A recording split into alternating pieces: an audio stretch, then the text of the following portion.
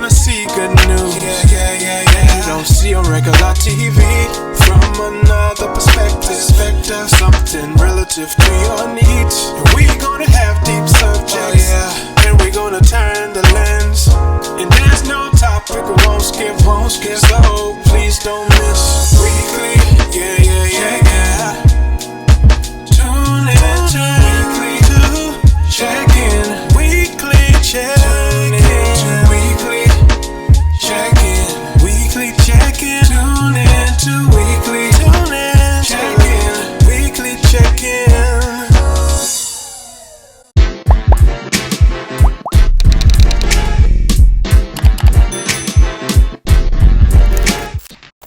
Let's talk about this Haitian and immigration and what is going on in terms of Haitians being deported en masse. They say that the deportation of Haitians now is clearly the highest number of deportations in comparison to the Trump or Obama administration. Can you give us some insight on that, Sharice, please? Yeah, so the thing that I love about this is that finally Black people being deported is getting some attention. But let's be very clear here that this order, that the reason that we're seeing such the amount of Haitians being deported under the Biden administration is because it came from Trump.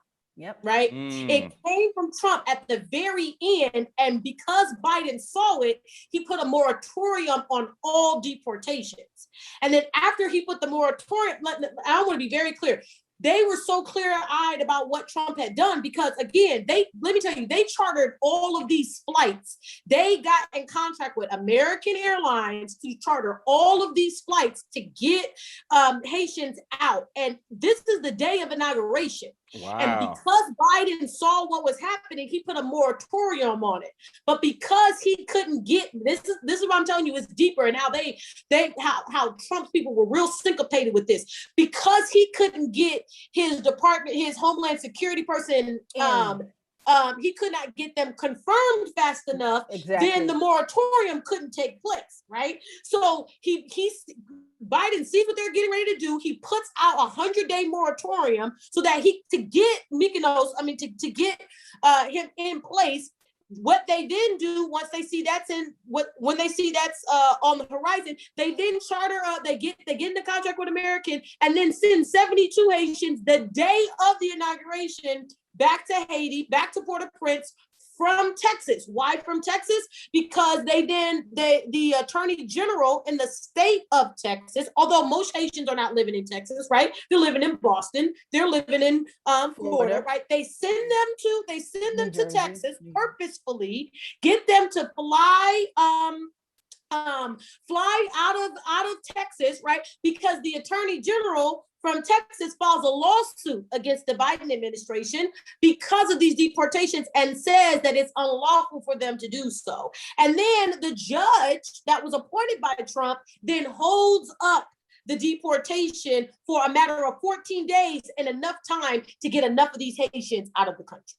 So it's a lot. It's syncopation, although it has stopped, or although now the 14-day hold is gone, right?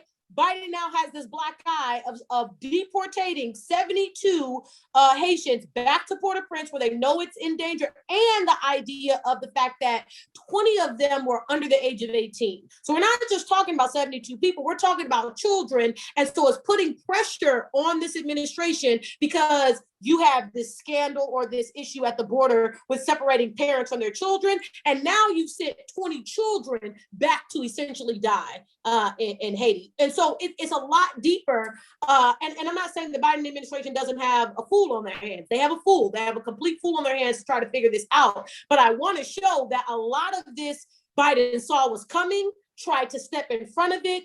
And because of the fact that Donald Trump in 4 years was able to appoint 226 federal judges, that is more than that is more than any 4-year president in the modern history. I need y'all to understand that. Obama confirmed 336 Trump did 226 in a matter of 4 years. Obama had 8 years and did 336. And so what I'm saying essentially is elections have consequences. And this idea of that, although Trump is there, the legacy of him in the courts is going to be a problem for us for decades to come.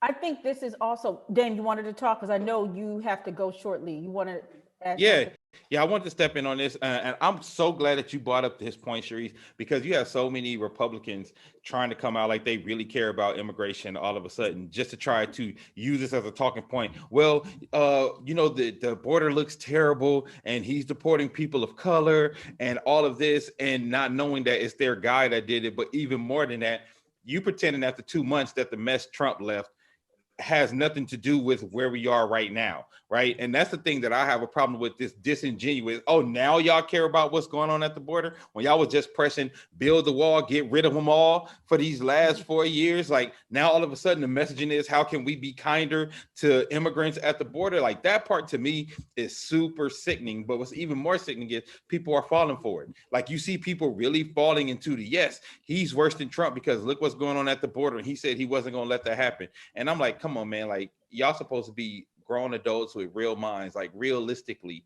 how can you really think that he was going to clean all of this up in 2 months? Like, it's just. But Dave, not only that, he knew it was coming, right? Like, Yeah. He saw it and put a moratorium before he could even get an office good. He puts this moratorium because he knows what's going to happen, and he knows who's going to be scapegoated, right? Yep. He knows that Mexican Americans are not going to be the rallying call, that because Black people came out in record numbers for him, that now we're going to shift the conversation to then Black deportations. We're going to shift the conversation to West Africa, right? To people that have been are going to be deported from West Africa in New York. Well, they couldn't get that accomplished in New York because it's a blue state, so that got stopped. We are now going to then focus on West Africans. We're now going to focus on Haitians. We're now going to focus on folks of the Caribbean. When before they're always the ones being deported at larger levels in comparison to how many were actually in the country per capita on expired visas or whatever.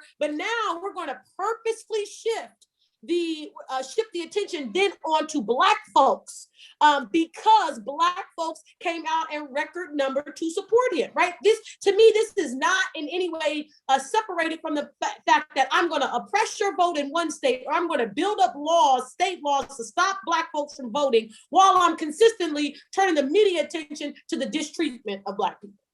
And I just want to add this, and we're going to segue into the last topic, because Dame, I want to hear your thoughts before we leave, is that what's going on in terms of Haitian deportation has also brought up again the colonial past of the United States and Haiti, and how all of the exploitation and the conquests that have happened have been part and parcel to the reason why Haitians, find it necessary to come to the United States. So that's an important conversation to have.